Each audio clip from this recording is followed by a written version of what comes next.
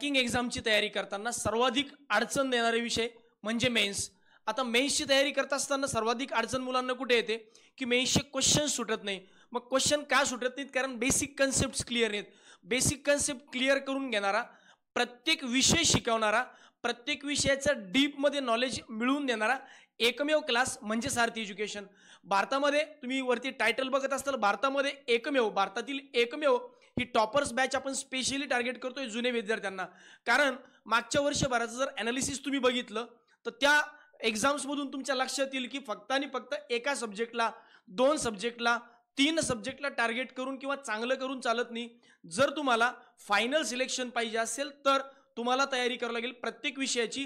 Yearly study प्लॅनमध्ये मी हा विषय मांडला होता की मॅक्सिमम जर तुम्हाला एखाद्या एक्झाममध्ये फायनल सिलेक्शन मिळवायचं आहे तर मॅक्सिमम सब्जेक्टचं प्रिपरेशन करावं लागेल आणि ते सब्जेक्ट तयारी, त्या सब्जेक्टचं प्रिपरेशन आपण या मेन्सच्या बॅचमधून करून घेणार आहे. जसं की मी स्वतः क्वांटिटेटिव्ह ॲप्टिट्यूड या विषयाबद्दल जर बोलायचं झालं तर प्री लेवलच्या कन्सेप्ट, मेन्स लेवलच्या कन्सेप्ट, प्री लेवलची प्रॅक्टिस, मेन्स लेवलची प्रॅक्टिस, सोबत ज्या विषयामध्ये क्वांटिटेटिव्ह ॲप्टिट्यूड विषयामध्ये सगळ्यात जास्त मुलांना फोबिया असतो कमर्शियल मॅथ्सचा म्हणजेच अरिथमॅटिक. याही अरिथमॅटिकचा संपूर्ण पार्ट जो आहे हा आपण इन डेप्थ शिकणार आहे. ऑलमोस्ट प्रत्येक टॉपिकला आपण 5 ते 6 दिवस देणार. या 5 ते 6 दिवसापैकी सुरुवातीचे 2 दिवस प्री लेवलचे, नंतरचे पुढचे 3 ते 4 दिवस मेन्स लेवलचे. सोबत डेटा इंटरप्रिटेशन आणि मिसलिनियस टॉपिक अशा संपूर्ण टॉपिकवर कंप्लीट आणि concrete solution with PDF material तुम्हाला मिळेल. ठीक आहे, तर हा झाला क्वांटिटेटिव्ह ॲप्टिट्यूडवाला पार्ट. आता जाऊया जनरल अवेअरनेसकडे. जनरल अवेअरनेस मध्ये आपण या वर्षी जर आपण एक्झाम टार्गेटेड पाहिल्या तर ह्या वर्षी सगळे एक्झाम IBPS कॅलेंडर नुसार ऑगस्ट, सप्टेंबर, ऑक्टोबर मध्ये मेन्सचे एक्झाम आहेत. तर ह्या एक्झामला टार्गेट करत असताना महत्वाचं जनरल अवेअरनेस म्हणजे जानेवारी 2024 पासून तर ऑक्टोबर, नोव्हेंबर, डिसेंबर पर्यंतचा पूर्ण महत्वाचा करंट अफेअर असेल.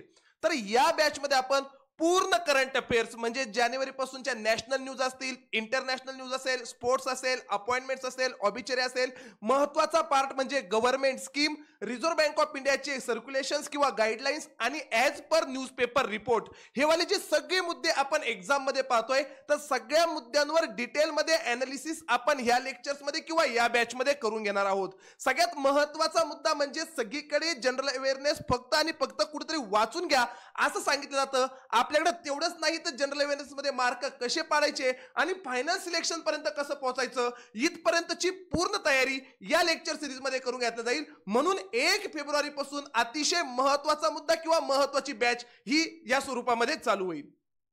इंग्लिश विषयाच्या बाबतीत जर विचार केला तर सगळ्यात जास्त फोबिया जर कशाचा असेल तर तो इंग्लिश या विषयाचा आहे. ज्यामध्ये प्री असेल किंवा मेन्स लेवलची एक्झाम असेल सगळीकडेच आपल्याला हा फोबिया जो आहे तो बघायला भेटतो. मग मागच्या वर्षीचं जर ॲनालिसिस केलं काय काय इंग्लिश या विषयामध्ये पॅटर्न्स बदललेले आहेत, नवीन पद्धतीचे क्वेश्चन्स आता परीक्षेमध्ये विचारले जात आहेत आणि हे प्रश्न विचारले जात असताना आपण जुन्याच पद्धतीची तयारी अजून करतोय आणि म्हणून रिझल्ट येऊ शकत नाही. आणि म्हणून मित्रांनो जर आपल्याला नवीन पॅटर्न नुसार जो बदललेला पॅटर्न आहे त्यानुसार जर तयारी करायची असेल तर या बॅचच्या माध्यमातून आपण इंग्लिशसाठी नेमका अभ्यास कसा करावा, त्याची स्ट्रॅटेजी काय असावी, एक्झाम मध्ये कॉन्क्रीट पद्धतीने आपण कसं सोल्युशन मिळेल या सगळ्यांचा विचार असून कन्सेप्ट, व्होकॅब्युलरी आणि पूर्ण प्रॅक्टिस अशा सगळ्याच्या सगळ्या एक कॉन्क्रीट सोल्युशन या बॅचच्या माध्यमातून आपल्याला देणार आहोत.